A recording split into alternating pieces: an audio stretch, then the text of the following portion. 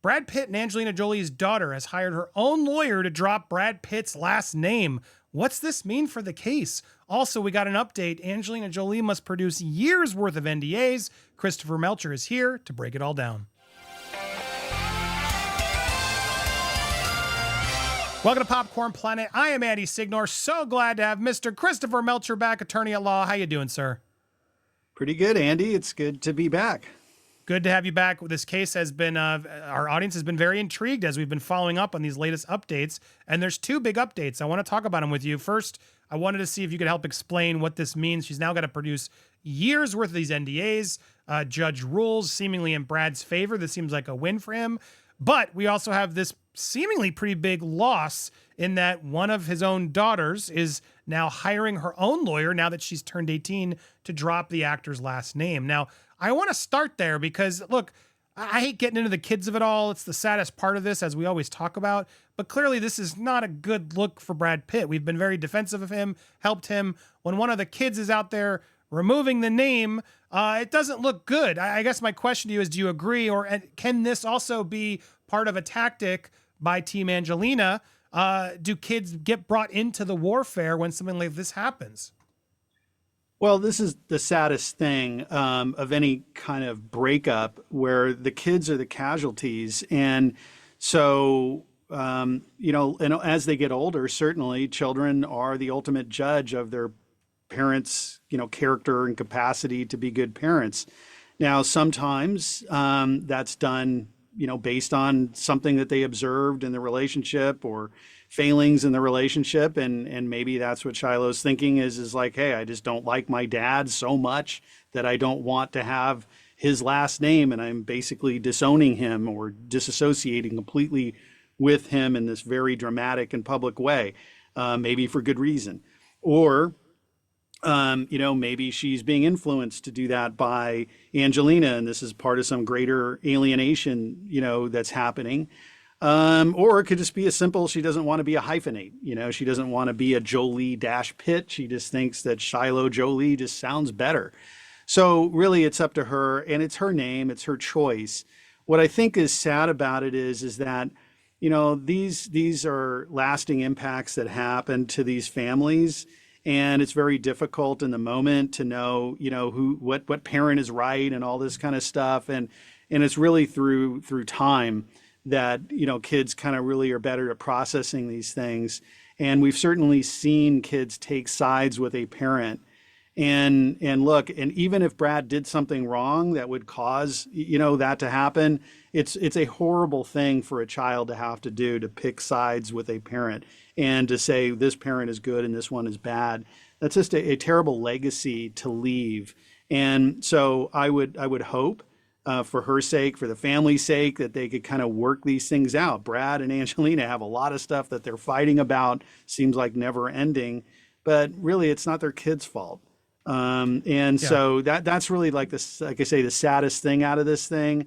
And again, to do this in a very public way, it seems like there is a lot of statement being made around it. It's not just as simple of she would like not to be a hyphenate. So I think it's unfortunate.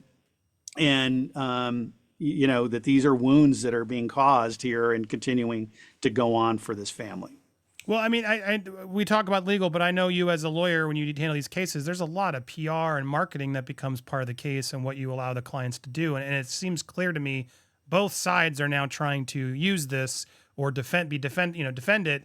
Angelina plans quiet 49th at home amidst the Brad Pitt name change. And then you have Brad Pitt aware and upset that daughter has dropped his last name. He loves his children. I mean, how much do you think the teams are out there fanning this or trying to dampen this flame?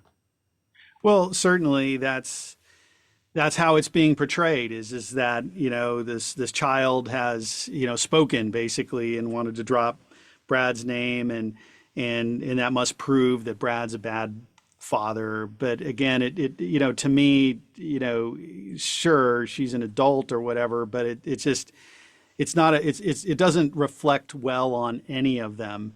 And certainly this is what's hard in these cases is that they're so high profile that things that would normally be determined pretty quietly within a family are now being reported and talked about. So that's the unfortunate part of celebrity is that, hey, if she wants to not use her dad's name anymore, now all of a sudden this becomes a news item. So, but she must have certainly known that that would be the case, and certainly Angelina would know that that would be the case. So why do it so publicly? So again, it raises a lot more questions that we're ever able to answer because we just don't have that insight. I kind of leave it as being a very unfortunate chapter in this ongoing dispute between this family. But, you ask why would, I mean, the theory I have is clearly there's reports also coming out that she's been encouraging the kids to avoid spending time with the dad. And there are a lot of other celebrity cases. I mean, to get into one, the Woody Allen one is an extreme one. But there are scenarios where the parents do alienate their children or ingrain a team me versus team them that can really have damaging ramifications here, right? I mean, this is something that could potentially happen because I think you're right. It's like, I understand she's an adult, she can do what she does, but to choose that on her 18th birthday is so extreme. It does almost feel like, I'm team mom, no matter what. I'm going out there in that courtroom that day to tarnish dad no matter what, which again is just sad because we've also learned not all the kids feel that way. It clearly is a divided team effort now of a team sport of Team Jolie, Team Pitt.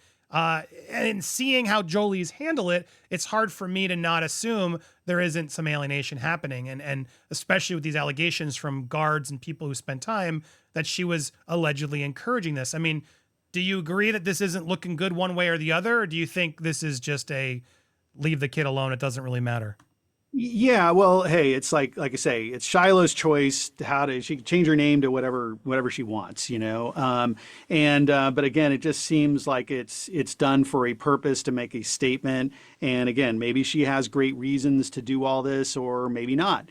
And so I'm just not in a position to judge her, other than to say is that, to me, having seen these, practicing 30 years, I've seen kids, little, children, being alienated or separated from their parents and having very harsh feelings and disowning them, and then coming full circle years later into having this great relationship with that parent. And so it's really what I counsel families for, and when I'm dealing with this stuff is just, kind of take a breath here and step back and let time unfold a bit before making these dramatic moves, because they're going to have to live with these decisions, and it's very painful for all of them, I'm sure. And but through the fullness of time, you kind of see what matters and who was there and who had their best interests at stake.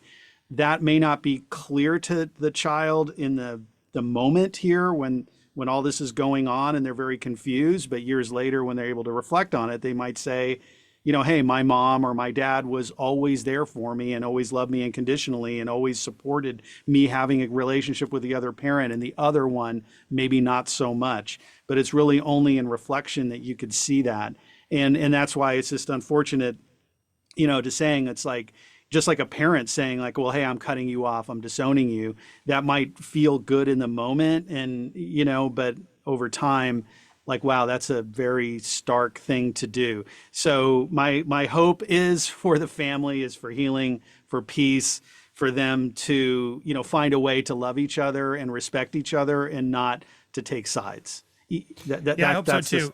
That's just not how this case has been going so far. And just one last recap as we have you still, this was the other thing, that she now must produce these years worth of NDAs, which she's been avoiding. What is your take on this?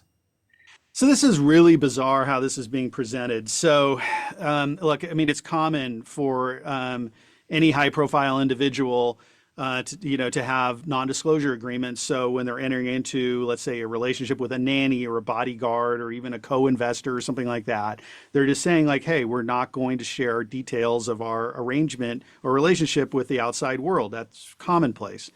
Now, the reason why this is coming up is that when Angelina unilaterally sold her interest in this winery to the oligarch guy, the reason she cited for that was that Brad, when he made an offer to purchase her interest, which would have made perfect sense, for him to buy her 1/2 interest, and so he could just move on with 100% ownership of that asset, that he conditioned it, or just as a normal term said, hey, of course, there will be a non-disclosure agreement. So she can't badmouth anything about the winery business and harm what he was buying from her. This is a normal term. So she rejected it, I think, for reasons that had nothing to do with the NDA. She wanted to sell it to somebody else to really poison Brad. And then tried to justify it by saying, well, of course I couldn't sell it to him because he wanted an NDA. That's what she said. And so what Brad did is he's saying, look, well, this is a common term, so common that Angelina insists on NDAs with everyone she deals with. So he's trying to attack the credibility of her excuse for not selling to him. And so she refused initially to produce these NDAs. The judge said, yeah, she's got to produce the NDAs because she's using that as an excuse for her reason to sell to this stranger. And so the judge ordered them to be produced. And again, I don't know that it proves a whole lot, because to me, living in this world, we know everybody's got an NDA. There's no legitimate reason why she would refuse to sell her interest based on having an NDA. That's just ridiculous. So proving the fact that she has an NDA with everyone she's ever dealt with in all these years, we already take that as a given, but in court, we got to prove it. And that's what they're now going to be able to do. And why is it okay for her to have an NDA and for him not to have one will be ultimately the question in that case. Yeah, so it's clearly a win. It's a small win, but it's a win that took a long time to get, because it seems Angelina has just been making this as difficult as possible for him throughout the whole process. And obviously, as we're seeing in these other headlines, it's getting pretty ugly. Now the kids are out there publicly removing names and stuff. So yeah, this court case clearly still is not going anywhere. It's going to be a while, but there is the latest regarding it all. If you guys want to follow more Christopher Melcher's updates, always catch him on there on Twitter, CA_divorce.